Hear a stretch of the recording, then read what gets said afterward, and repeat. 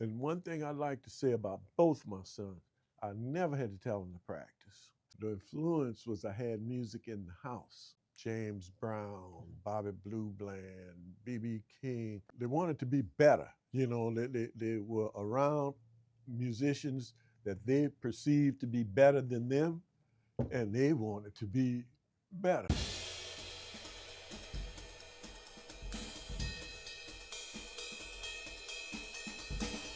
How do you raise children to be great musicians? I don't know about great musicians, but raising any kid is a job. I have two sons, Kevin and Keith Jr., Keith Jr. being the oldest. He decided from a very young age that he wanted to go to St. Aug. For those who know, St. Aug was the marching band. He loved marching band all his life. And I didn't live far from St. Aug, so every evening, or almost every evening, he'd go over and watch the band practice. I said, okay, that's something he's real interested in. And I told him if he wanted to go to St. Aug, I was going to make it a point to send him there. He grew up, graduated, went to St. Aug, played in the band. He played tenor drum. Kevin, coming up behind him, because we went to all the football games, parades, and everything, he wanted to play music, but he didn't want to play drums. And at the time when Kevin was in elementary school, in the lower levels, you didn't choose an instrument.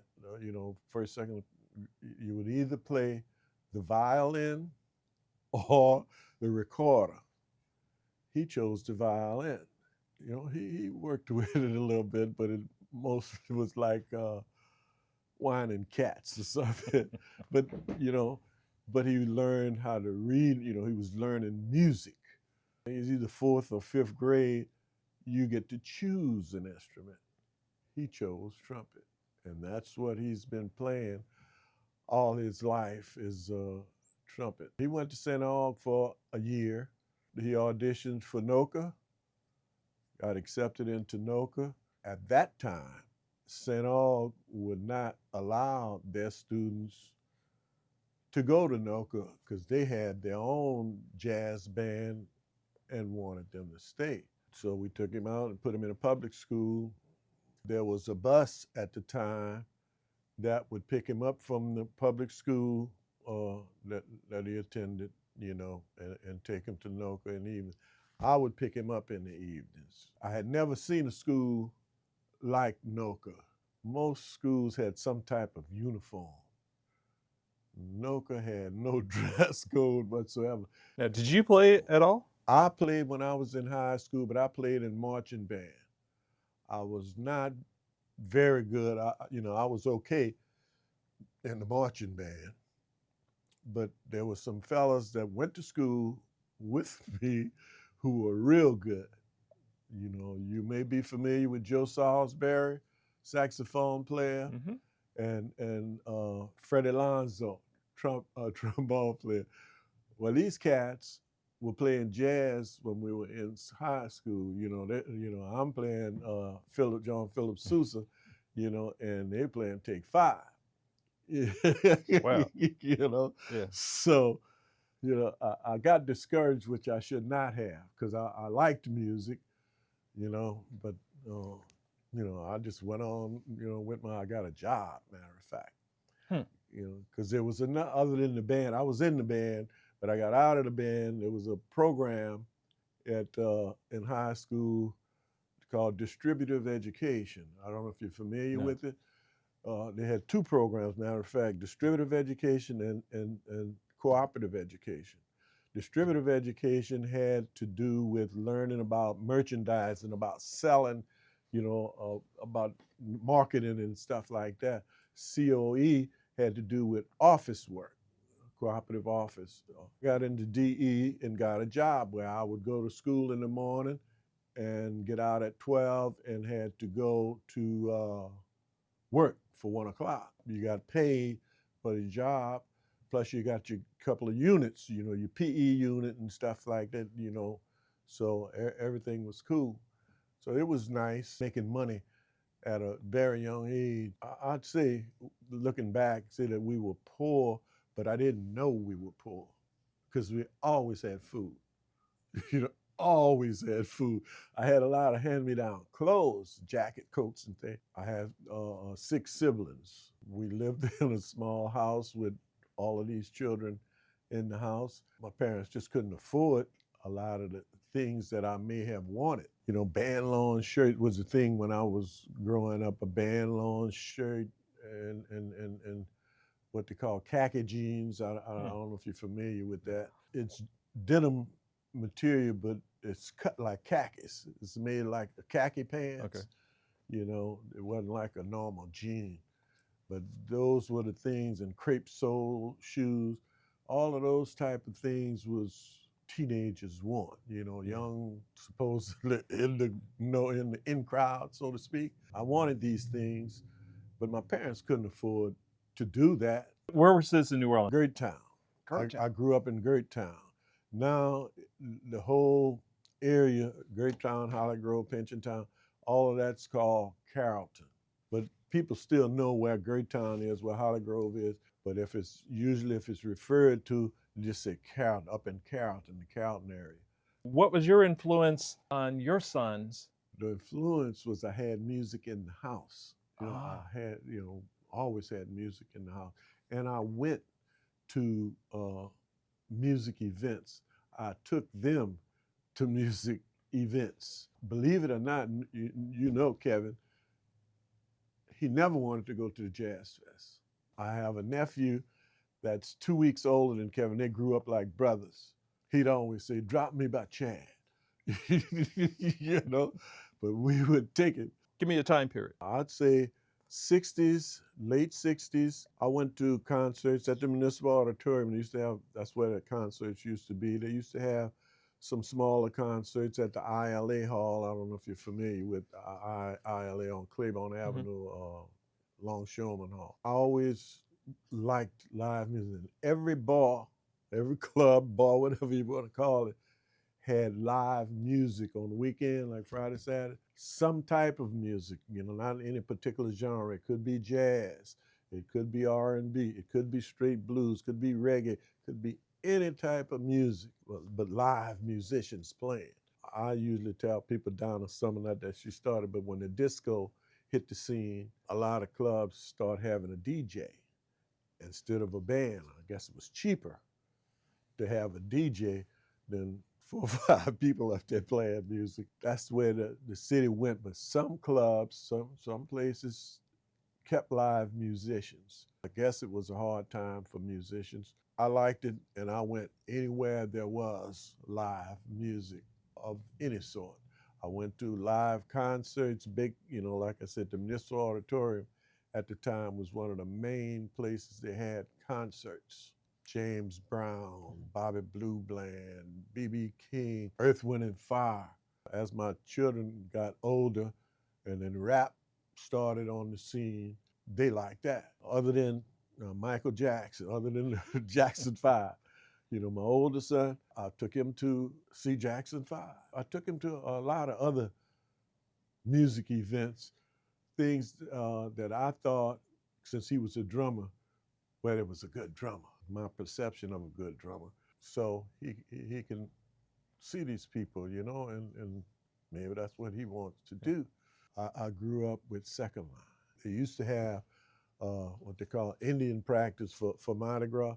The guys that masked in the neighborhood, there was a bar, the neighborhood in Great Town where I grew up, and on weekends, they would have Indian practice. All of the members of the tribe and thing, they would get around and they would play Indian songs and sing and dance and do various things, and it was amazing and amusing and amazing. As Kevin met my oldest son, he liked marching band. He fell in love with that, and that's what he really likes today. I mean, he likes different kind of music also, but if he had a choice, marching band, jazz, I think he would take the marching band. Where do you sit now with your choice of music? I have no particular choice. because I still like different genres, all kinds of music. I know a lot of musicians because I grew up in the city, and like I said, I always went to live things, so I knew a lot of musicians. Kevin came along. Kevin didn't care much. I ain't say he didn't care, but he played in the marching band. But his preference once he got into Noka and started learning more about theory and different types of music, that's the way he went. I hesitate to say just jazz because he plays any type of music. When he was in school here, he played basically with a second line band, pinstripe, the original pinstripes, and then they had what they call a junior pinstripes, where the younger people that came through the pinstripe band, and then mahogany brass band, so he played with different bands. When he first started with Noka and started learning about music, and he met some people that were more advanced with that type of music than him. Bryce Miller, Dr. Bryce Miller, it was one of his first influences, I think, because Bryce and his daddy played in the pinstripe band. Bryce was at St. Aug. Bryce was ahead of him in school. Bryce invited him to start playing with his band, which was at that time the Junior Pinstripes. He played. He enjoyed that. He loved that. And one thing I'd like to say about both my sons, I never had to tell them to practice. So that lets you know they're interested. My oldest son, he's 54, if I'm not mistaken. He had drumsticks and would beat on any and everything he could. He never would stop beating. He wore the dashboard out in my car, because we'd be riding, and children used to ride in the front seat of the car back then, and he'd be beating on the dashboard, whatever music was on, and he would just be beating. And I mean, my dashboard was torn up. They wanted to be better, they were around musicians that they perceived to be better than them, and they wanted to be better. They wanted to be as good, if not better. With Kevin in particular, he had a lot of influences. See, I couldn't teach him this, because I didn't know it. I love it, listen to it, but I didn't know there was musicians, and I find this about most musicians in this city. They're willing to share their knowledge with young musicians who they see as interested, that wants other than kids whose parents want them to play, other than kids that want to play themselves. They want to, they want to learn this. They're not just coming to the music class because my dad had told me I had to go. They'd see these people, like I said, Bryce started, and there was another friend of the family. When he started at Noka, one of the criteria with Noka, you had to have a private instructor. Other than your class, you had to have private. And through Noka, I had this guy who worked for the symphony, and he was charging me at that time, this was a good while ago, $20 an hour. I paid it, because he was interested. And if you want to continue with this school, this is one of the criteria, this is what you have to do. He told me, he said, I'd teach him, So I had Mr. Kerr, Clyde Kerr Jr. was the instructor at Noka at the time, was Kevin's instructor, and I asked Clyde about it, and he said, sure. He didn't, Stacy said he wouldn't charge me anything. I'd bring him by Stacy's house, and he might be over there 2-3 hours. When the other, it was just 1 hour, So Stacy was really, I don't know. Stacy showed him a lot. So it was passion meets the mentor. Yeah. Yeah. That wasn't his only mentor. Once he started playing better, had a fluency in his music, Leroy Jones. He would go by Leroy's house. We lived in the East at the time. Leroy lived in the East. I didn't have to give him anything. Wendell Brunius, who is Mark Bros. Mark Bros' uncle. Yeah. Well, Kevin and Mark were friends. Hence, he had access to Wendell Brunies. Right. All of this just like fell in place. They know what they did. They like to see him play. They can share time with him now. They love it. Let's just pretend like you're not Kevin Lewis's dad for a second. You're his agent. Who is Kevin Lewis and why should people listen to it? Kevin Lewis is a musician. I've had a musician, piano player back in the day, because I could say I was always on the music scene, so I got to know people, know a lot of musicians. Even though I didn't play, I was sort of like in the mix. I was, like a musician. You see this guy here, then you're somewhere else and you see him again. Well, I was that guy. I was somebody who was on the scene, going to music events and enjoying myself. He just took to that, played music on the street with the Second Line Band, pretty well known through his playing with the Second Line. He got a little reputation, I guess, as being a good trumpet player on the street. He went away to college. I don't know if you're familiar with the Oberlin Conservatory of Music. No, I'm not, sorry. Oberlin Conservatory is where he went for his undergrad. Now, Oberlin is the oldest music conservatory in the country. It was a stop on the Underground Railroad. So it's a historic school. It's a beautiful place. Oberlin, Ohio, just a small town. I think there was one hotel in the town. I think one fast food place. They had most restaurants. Just a small town, but it was beautiful. Ideal, I guess, for a learning experience because they had all the resources they needed there.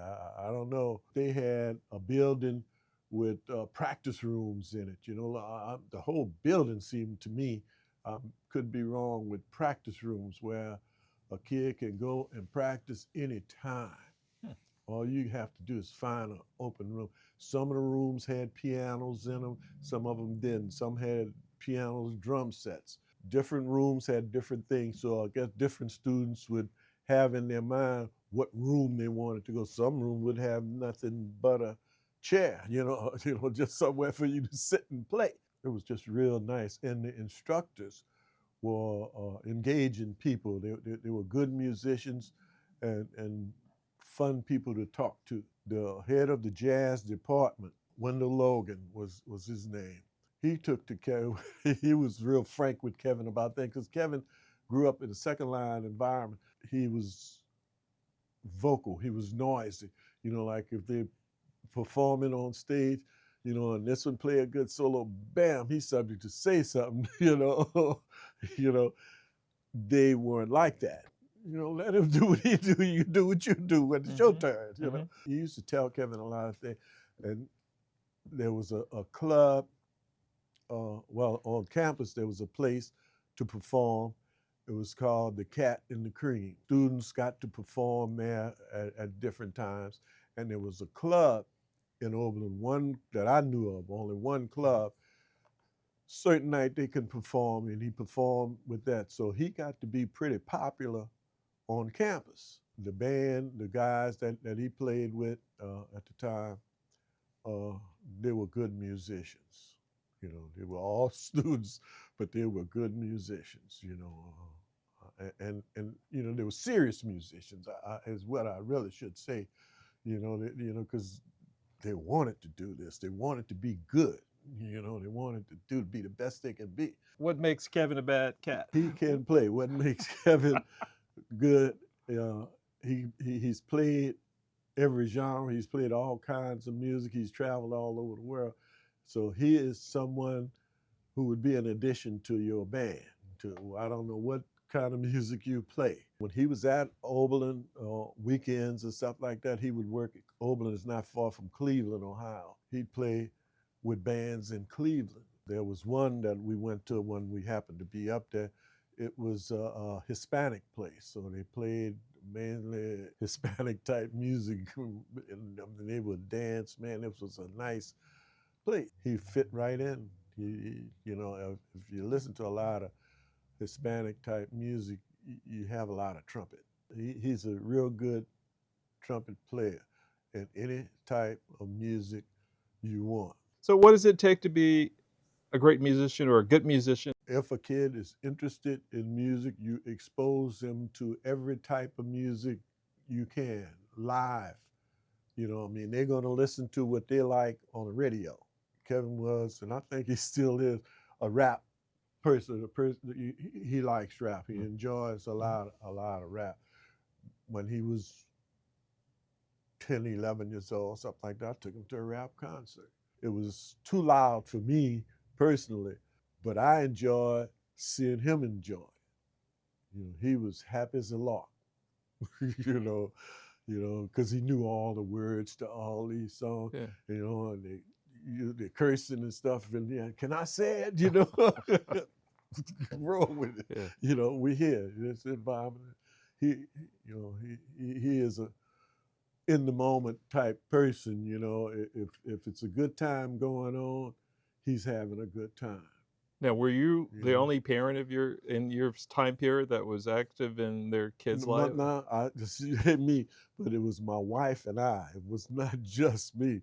My wife and Okay. I both. But I was the one that was from the street. You know, that I grew up with second line. I grew up going around.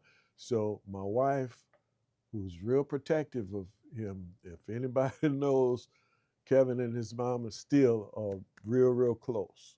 You know, they've always been close. If he had to go somewhere, I was the one to bring him. You know, he could not go unless I brought him to. When he was playing with the second line band, I had to go. Yeah. He wasn't just going to go. You see a lot of youngsters traveling by themselves. They play music and they go, which is good to an extent. But my wife was not that type of person. He would just go out. We would make sure he had anything he needed musically or anything else. But you know, if he had to have certain types of things, he had to have also at Noka. Even though he played trumpet, it was mandatory that you have a keyboard. He had a trumpet, he had a tutor, he had a trumpet, he had what he needed. And it was never a complaint from him as a child, oh, I don't want to go to practice today, I don't want to do this. Never. Talking to him not long ago about some things, and he said he didn't realize he was that devoted, because kids in the neighborhood, after school kids in the neighborhood would come, knock on to come for him, and he'd say, tell him I'm practicing. He wouldn't go outside and play. One teacher would teach at 3 schools. You know, they would only go 2 days a week. You know, go here Monday and Wednesday at another place, Tuesday and Thursday. You know, he was teaching at 2 or 3 different schools. So they would just go for those days. And the teacher that he had at the time, Mr. Kincaid, he would come, he'd give them something to learn. They would go over stuff. Then when he come back, Kevin would know it. Because whatever he gave him, he would practice it. So whenever there was an assembly program or something at the school, elementary school, Kevin would be performing. You know, that was, for the music teacher, you know, he had to have something, he would have Kevin performing, you know, which I guess helped him out. I don't know if it helped him out or not, because he was indifferent. You know, he played and he liked to play, and stuff, because he was really kind of like a shy kid, except when he was performing. Do you see New Orleans being different now? I heard it said it's not original. I heard it said it's easier for a kid to get a gun than an instrument. I've heard that. Somebody else, I don't remember who said it, probably, you know, one of these teachers from school. And that's probably one difference, even though it was hard for some kids if they, you know, the parents just wasn't able to buy instruments, but you used to be able to rent instruments. I don't know if you still can or not. I used to rent instrument. My older son, he was really adapt to a lot of different. So Kevin wanted to play the trumpet, and he wanted to play the trumpet. My older son was a drummer, but he liked any kind of instrument. So to just to see his interest, I'd rent an instrument, wouldn't matter, and bring it home and let him deal with it in an hour or so. He'd be playing a song. You know, he had a real good ear. He still has a real good ear for music. So culturally, you're out there and about now. Out and about. Yeah. Now, how do you describe your activity? What do you do? I mean, I describe you as the world's greatest volunteer, but I mean, no, I volunteer for music events. I enjoy seeing music, live music, and when you volunteer for these events, you know, you get to see and meet people that's participate at various stages, whatever they're doing. Jeannie and I, Jeannie Adams, we both volunteer, and I met Jeannie. I have met Jeannie through another friend. Local people know Mr. Jazz, Michael Gourier, used to work for, used to had a show on WWOs, and we were good friends, and he and Jeannie were good friends, and she used to see me at these things and told me to come and volunteer. You know, if you know Jeannie, you know, she said, come and volunteer. She mean come and volunteer, you know. So I started, you know, volunteering, and it's something that I enjoy doing.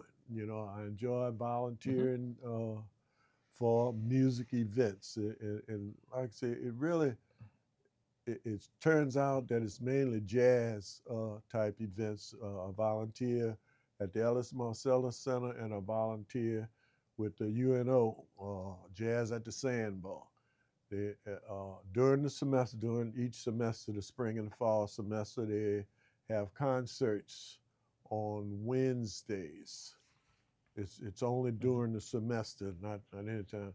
It would be students in the jazz studies program playing with some musician, you know, some established musicians. So New Orleans is a community of music, Building. music people, music building. You know, people who play music love to teach. You know, if they find someone who's interested, they won't have a problem learning. You know, if they're interested, if the kid is interested. I don't know a musician in this town who wouldn't tell him something. He may not be able to have a regular class because he's trying to make a living. I can understand that, but they'll work it out. You know, it's been my experience, you know, with my children, and it seems the same way. I know a lot of musicians now, and I meet a lot of young musicians, you know, because I love encouraging them personally. No relation of mine. I can see a kid that wants to play their instrument, whatever that instrument is. The ones that's really making a living playing the music, if they see them, they're gonna tell them something. They're gonna teach them something. You know, they're not just gonna say, "Oh, okay, you play good," and go on about their business. Now, if the parents approach them, then it might be a fear, you know, because that's a different thing. You know, it's a different thing from a kid wanting to learn and from a parent who wants the child to learn. Right. It works out sometimes. You know, parents want them to learn, and they want to learn.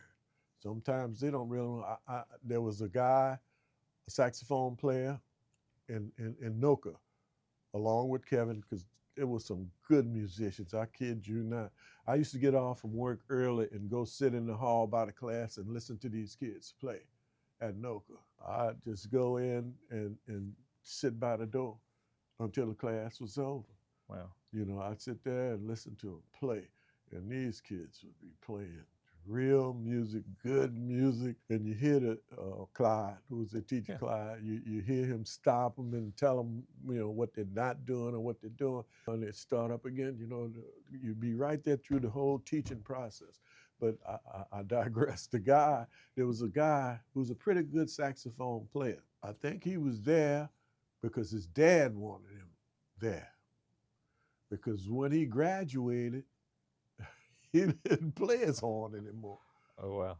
He was good, but he wasn't really interested. You know, I mean, he had a good aptitude for music, but music wasn't what he wanted to do, evidently. Cultural sustainability. Make sure that things are passed on. This is what I'm saying. The musicians, the working musicians today, they pass this tradition on to the younger musicians. If you, just speaking of the second line culture, if you go to a second line, I mean, generally when you're at the second line, well, you're having a good time. But if you take the time to pay attention to the band and the people that's hanging on with the band, you look at the youngsters, they don't have an instrument. They're listening, they're watching. They may have a friend that's playing in the band. If you watch, he wants to play. He don't have, for whatever reason, he's not playing. There's somebody either in that band or somewhere who will teach them if they want to learn. They give away instruments. There's different programs around town where they give instruments to kids. You know, if they want to play, might start out where you just use the instrument when you hear, but if you show a earnest desire to play, they give them the instrument. Kevin has bought instruments for kids, you know, just so. No relation, you know, no blood relation or anything like that. You know, he has a friend, been his friend all the way from childhood. You know, his son wanted to play, Kevin bought him an instrument. His dad is not a musician, and I don't know if his dad was too interested in him playing. You know, I don't know. But somehow Kevin found out he wanted to play. Kevin bought him an instrument. You know, and he'll do it again. If he knows a musician, a kid, because he say he does it because of what Leroy and Stacy Cole, he's dead. He died. I don't know. I think it was during COVID. He moved out of town. But Stacy sometimes would be laying on his back. You know, because he couldn't stand, he couldn't sit. He'd be laying in the bed and teaching Kevin how to play his horn. When Kevin graduated, well, yeah, when he was going to college, going to Oberlin, one of the criteria, he had to have a keyboard. That's all of them have to have a keyboard. But he had to have a trumpet, because he was a trumpet player, and a flugelhorn. For graduation, I bought him a trumpet. I couldn't afford to buy him a flugelhorn also. Stacy had a flugelhorn, a special flugelhorn, and gave it to Kevin. So he got to have one. He could take this one, because he wasn't performing anymore, you know, and it's an odd flugelhorn, because it has 4 keys instead of 3. He cherishes it. He still has it, by the way, you know, because, you know, where it came from. It came from, because he know Stacy took so much time with him, so much time. And he believed in passing it on. He has a lot of students that he's taught. You know, he teaches, he was teaching at Dillard for a while, teaching a combo. One of the kids, the drummer, come to class without drumsticks. He teaches the combo, he's a drummer. And you know, Kevin said, I thought you had sticks. Kevin said, I don't play drums. I don't carry those sticks. You're the drummer, you're supposed to have sticks. He had a couple of students, it wasn't a lot. They didn't seem that interested. You know, if you're a drummer, most you know, just around town, drummers have sticks wherever they go. Right. You know, if they're going to perform or not. Right. Usually they have some sticks. What do you advocate for? What I advocate for is more education. Like you say, it could be whatever the kid is interested in. It doesn't have to be music. It just happens that I like music. So that's where I participate more. Like I say, I volunteer at UNO. I don't have anything to do with teaching these kids, and these kids are good musicians. Only thing I can do is give them encouragement. Things that somebody else would have to do, I would do. So it's just a good thing to see kids that's interested in something. It doesn't matter. It's just that I lean toward music. The STEM program that's around. There's some brilliant kids involved in that. Making robots. Young kids, school age kids making robots. I love that. That's what they enjoy. That's what they like. That's what they're good at. If you know something about making robots, teach this youngster how. So you're about passing it on. So that's sustainability, if I can put that in your words. Passing it on, whatever knowledge you have, if you've had so much life.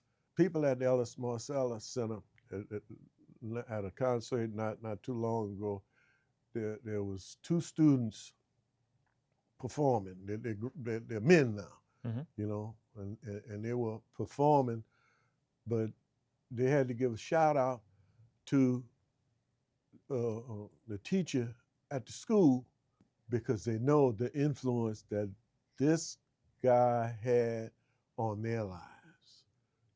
So I want y'all to know he's doing a little job here, but his job goes way back, and not just for doing sound checks and stuff like that, setting up microphones so I can perform or anything like that, or teaching these students. Why do you volunteer? Why do you give your time to so many spaces? Well, I volunteer because I enjoy the music. I enjoy seeing these things. It gives me, I don't have to be paid for this. I like doing this. I hate to miss. There's situations, when I can't go. It's not because I don't want to be there, because I like doing it. I don't know what in particular I should say other than I like doing it. Where do you think this is you think somebody's watching you, a youngster? How do you think it's gonna pay forward? I don't know.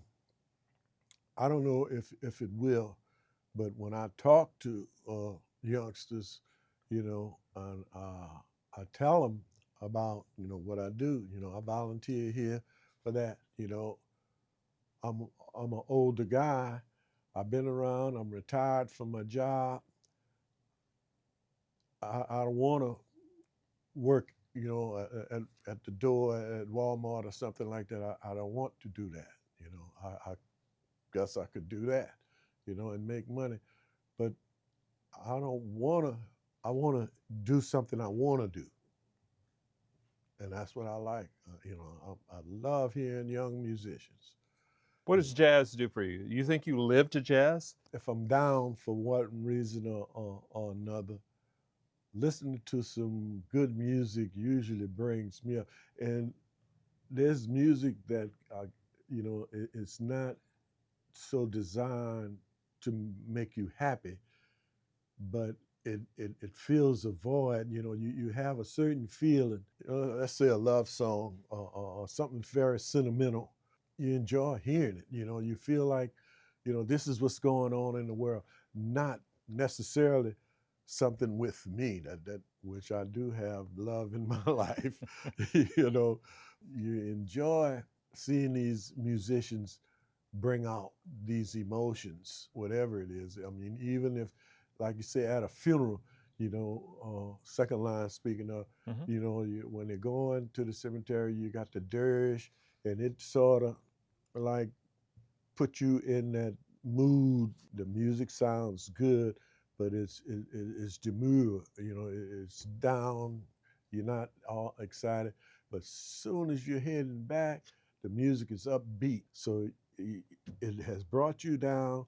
Now it's bringing you back up. It's real good.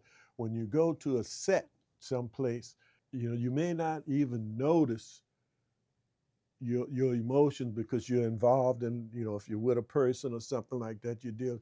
But the music will set the mood, set the tone.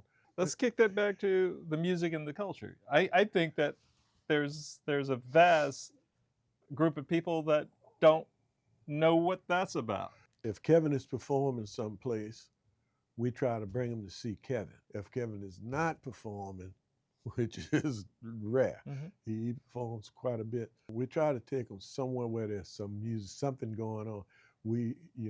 I tell people the rest of the country or the world have 4 seasons: winter, spring, summer, and fall.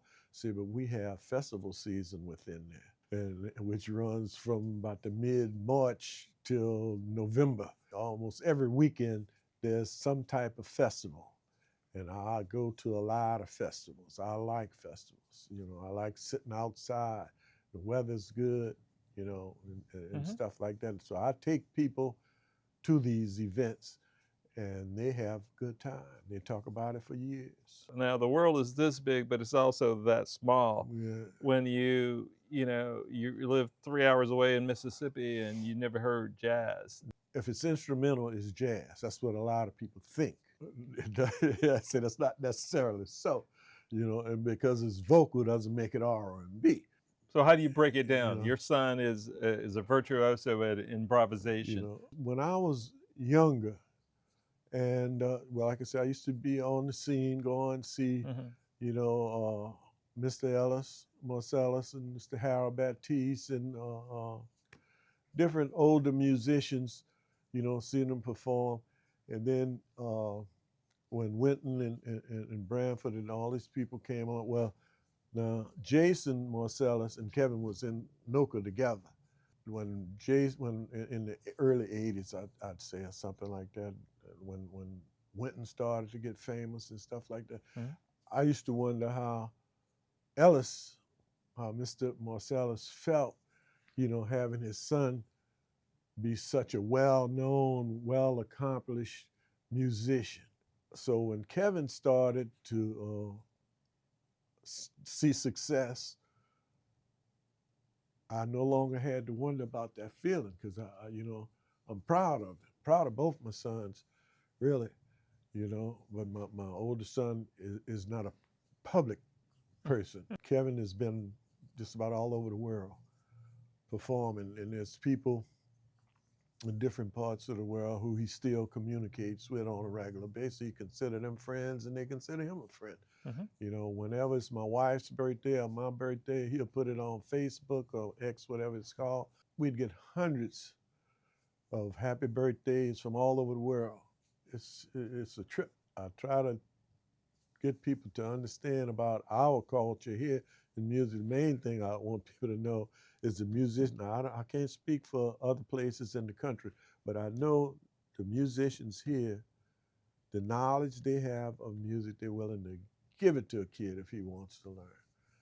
That's the main message I'd like to put out, that our musicians are the most giving musicians, I think, anywhere. Eugenia Jeannie Adams is your running partner, she told me to say. Yeah, we do that. Jeannie volunteers a lot, and she's looking for new places to volunteer. There's only, 7 days in a week. How do you explain that spirit? Her spirit? I don't really know, because, she just likes to go and be involved. And how important is it for people like her to be involved in the community? My wife is like that, Gina's been around. Gina's a retired nurse.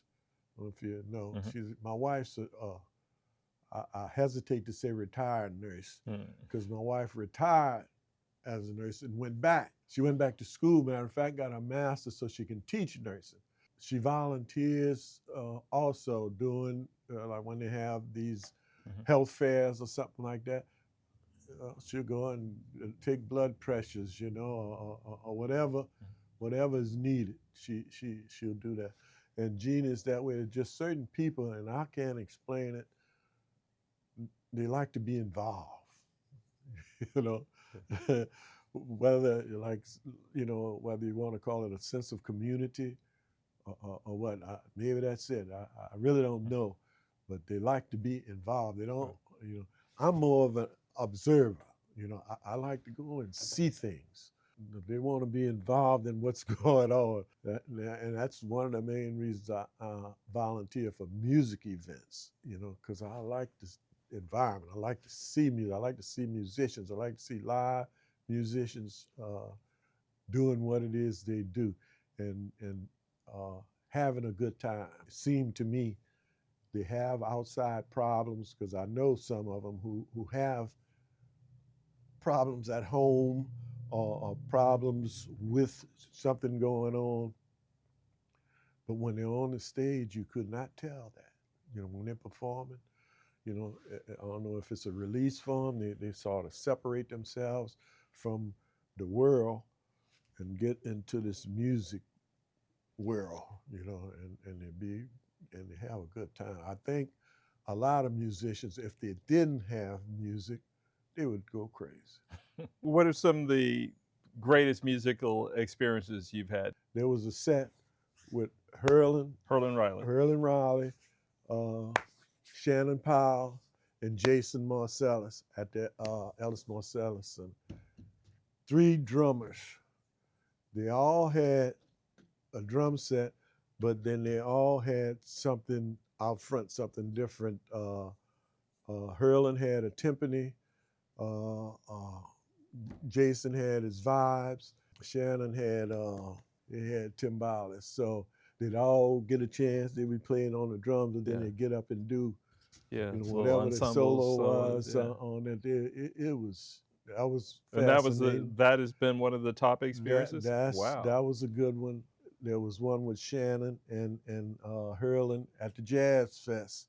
The 2 of them, you know, it was a regular jazz combo. I don't remember who all was there. And it probably was a real nice group of musicians. But the highlight to me was those 2 drummers doing what it is they do, and it was nice. At UNO, and I don't know if it falls with the drummer, there was a teacher, Leon Anderson was his name. He was the instructor. I think he's at Florida A&M now, if I'm not mistaken. But he was there, and a student named O.C. Davis, drummer. I don't know if you know O.C. O.C. lives in North Carolina or somewhere like that now. They had a set together with the 2 drums. And it was something that I'll never forget, you know. And this was like in the 90s, you know. But it was real nice, you know. I loved that.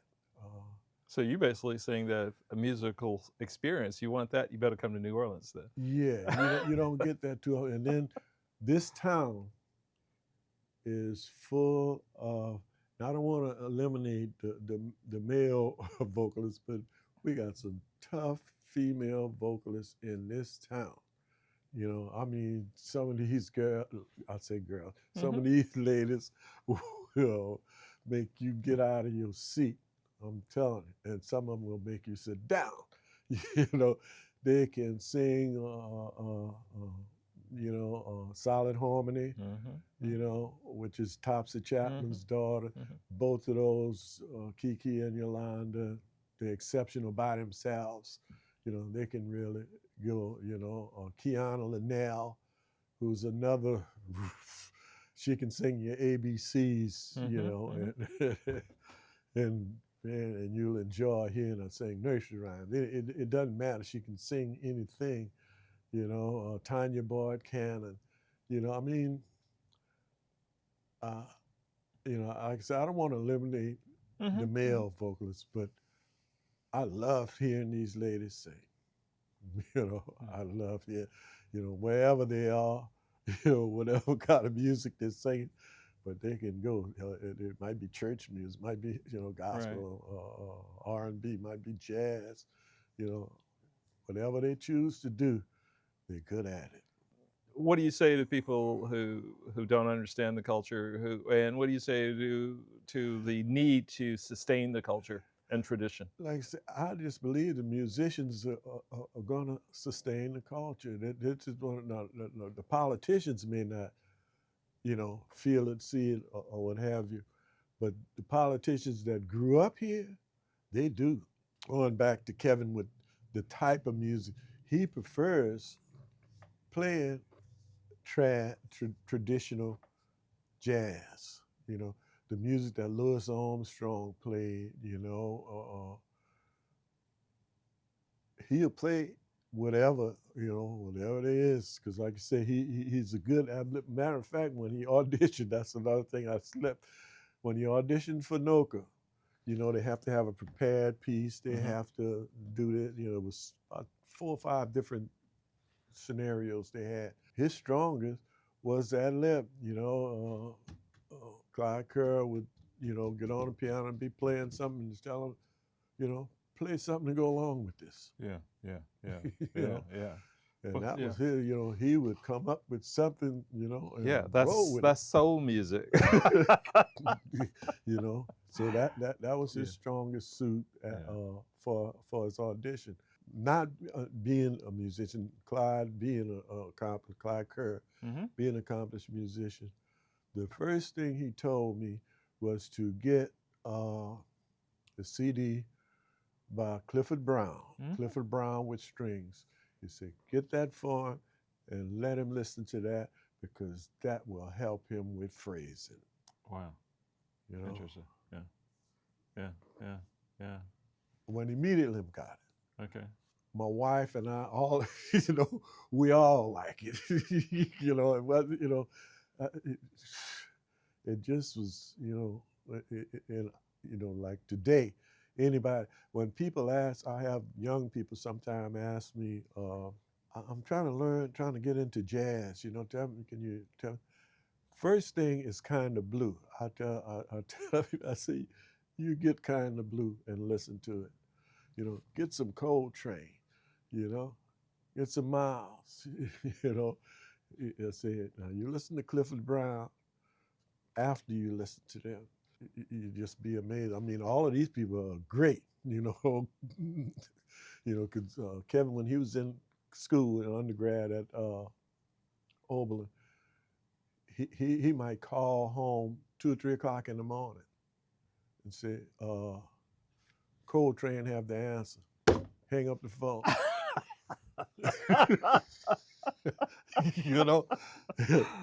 Wow. Because he had gotten into train.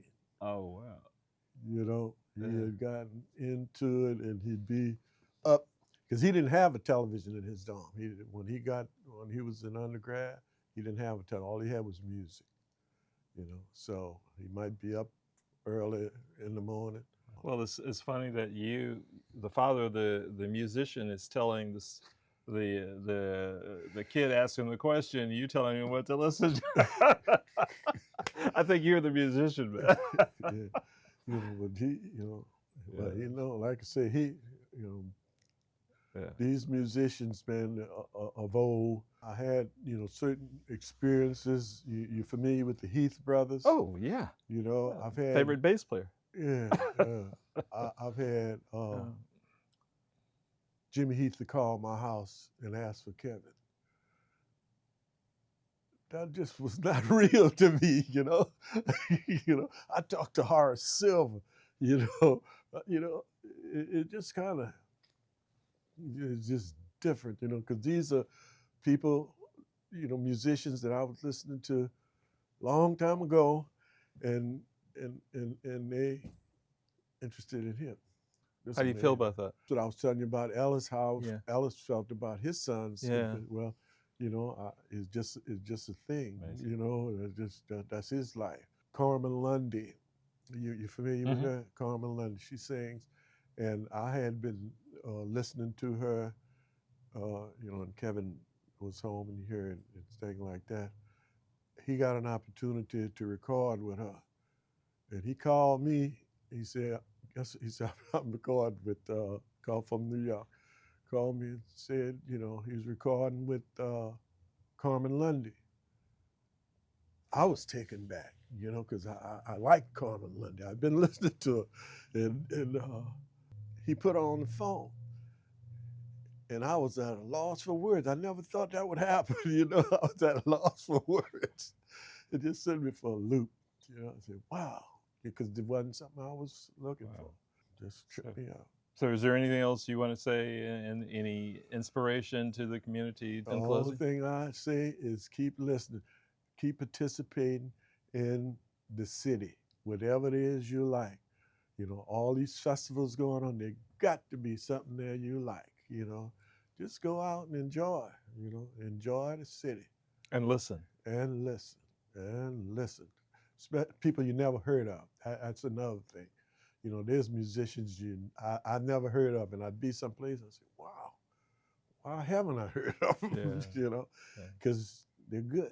You know, you know, they put my mind on. You know, so it's a good thing. Music is always good. It's always been good to me. You know, I hope it always will be. But you know, what the future holds, I don't know. Very good, man. This is good. Thank you. I'm enlightened. All right.